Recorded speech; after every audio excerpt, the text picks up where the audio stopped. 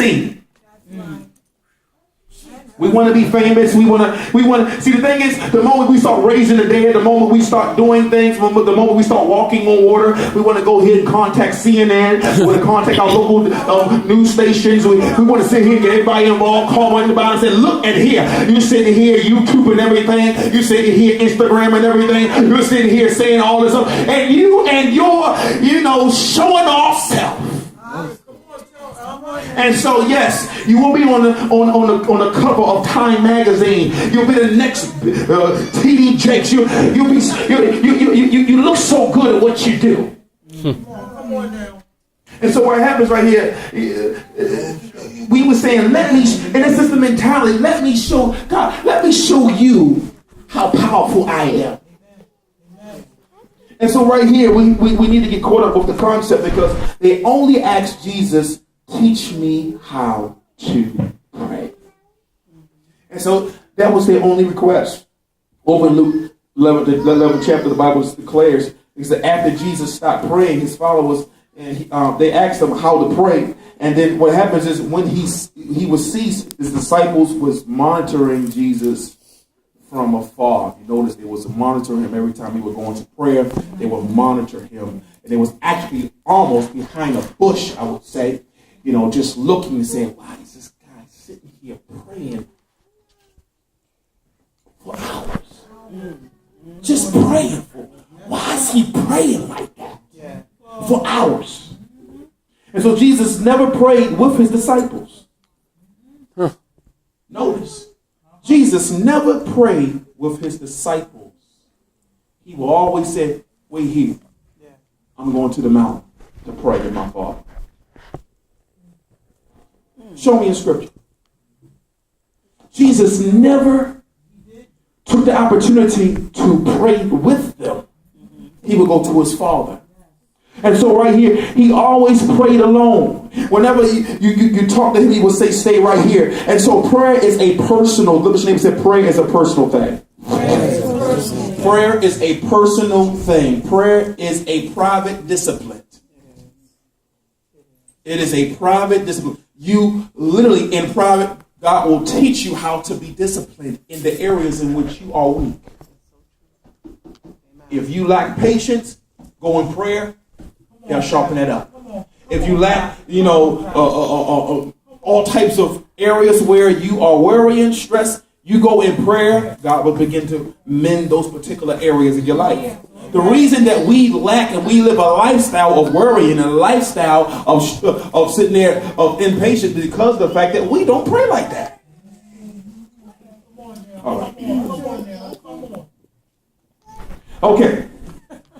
So we love group sessions because we don't like to pray.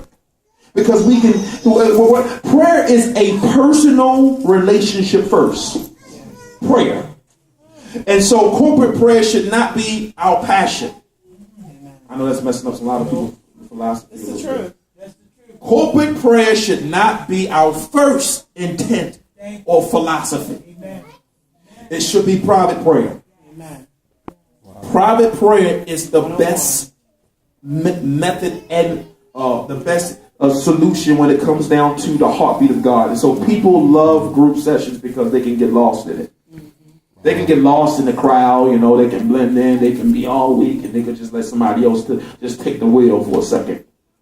And so we never would develop, and some people go for years, just sitting behind, let somebody else take charge. You go ahead and pray. You want to pray? No, I don't want to pray. No, you go ahead and pray. Pray. Some folk even scared to pray for public because they don't want to be seen. That's what we say. And it's not to put people on spot, but God, he's trying to build you up in your most holy faith and build you up to strengthen you in the area. So yes, you may be called out to pray. It's to build you up. But see, why was this the only thing that they asked Jesus? No miracles, no exploits, and to teach us certain things such as this is because Jesus was trying to teach them a principle. Because the thing is, he was trying to teach them how to do certain things by themselves. He's trying to develop them. Wow. People are pampered in ministry. That's why we can never get anywhere. You want to know a great international church? You want to know a great, powerful ministry where the ministry is flourished? It's because you got some strong pillars that know how to break holds and break strongholds and know how to go in the spirit and know how to be able to nurture people with love, and they understand the connection with God and the relationship because they spend time. And then when it comes to corporate, that's a natural thing. Wow. See, I already have a relationship because I already know how to tap to the Father. But when I come around you, my God, and you already know how to do it, and we already know how to do it, guess what happens? We are a force to be reckoned with. And it just takes just a few people. It don't take that much people. God used 12 folks. That's right. 12 people. It ain't take much to impact a whole nation. Next thing you know, you got many followers. So we don't get caught up with numbers. Wow. So the disciples finally caught on and became very smart after a while. Like, it's something in this prayer. It's something within this prayer. And so Jesus rose up on a solitary day and began to pray, the Bible says. And the day begins in the Middle East, 4 to 5 a.m. when the sun begins to rise in the Middle East. And so he woke up a great while, the Bible declares, and right then a great while could be the fact that it could be a little bit prior to 4 and 5, could have been 3. So Jesus was actually praying every day at 3 o'clock in the morning. The disciples was literally seeing him pray for hours. And then he will come from out. And then he will wake up and he will finish. And after he finished the entire communication with him and his God, he will come down with his disciples.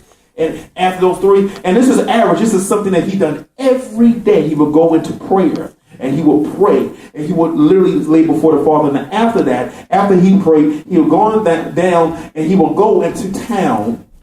And as he will walk into town and begin to just naturally, and I'm going to tell you something what's so powerful about God. When you are in the presence of God, and when God really deals with you, you can begin to be in his presence and come from out his presence, and your garment speaks for you. In other words, you don't have to do a thing because you're in his presence. The presence follows you. We working too hard. Wow. Because we're trying to produce a thing and call it ministry. We're trying to produce it and not understanding. And so Jesus began to do impossible things. Where Jesus would go and to the blind man and say, be healed. And within minutes or seconds, they was healed. Yeah. Just like that. He came from out of prayer and literally come into a situation, and instantly, if he was with leper, he said, be cleansed, and they was cleansed right then and there. It was not even a game. It wasn't even nothing to even think about or ponder upon. And the young girl was possessed with demons. He said, go, get out of here, go, loose your hold, loose yourself. Literally, within seconds, it was gone. Now, the fact of the matter is his disciples seen that, and it took them a good minute to try to put something out of something. Where it took him a couple seconds to perform exploits. Because he took hours in prayer. So it's something about this prayer thing that God is beginning to deal with me. And beginning to deal with the body.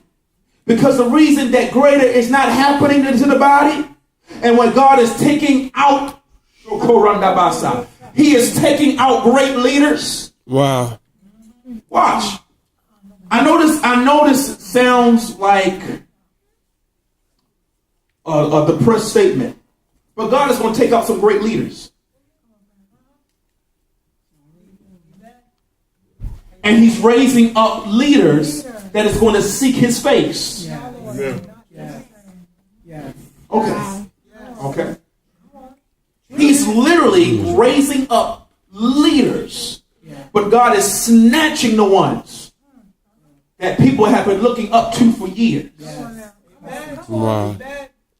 Because you couldn't see God because of them. Yes. Wow. You was handicapped because of them. Watch. Unfortunately, you're going to see some. I don't want to go too deep with this, but it is very imperative. Now, listen. Certain things is going to be obviously God's will. But don't you know, because people have yet to go into the presence of God, you could have spared, because God would have literally spoken to some people to cause individuals and to avoid them or to avoid a trying situation or horrific circumstances, because someone that was close to you should be able to speak into your life and let you know, look, if you go down this road, this is what's going to happen. Yes. Without people, yes. But there was no people next to the man of God. Wow. There is not too many people was next to the woman of God that was able to speak a word in season, because they was yet not in the presence of God like it's supposed to be able to speak a word within and let them know that this is what the Lord is saying. Thus said the Lord. No one's doing that.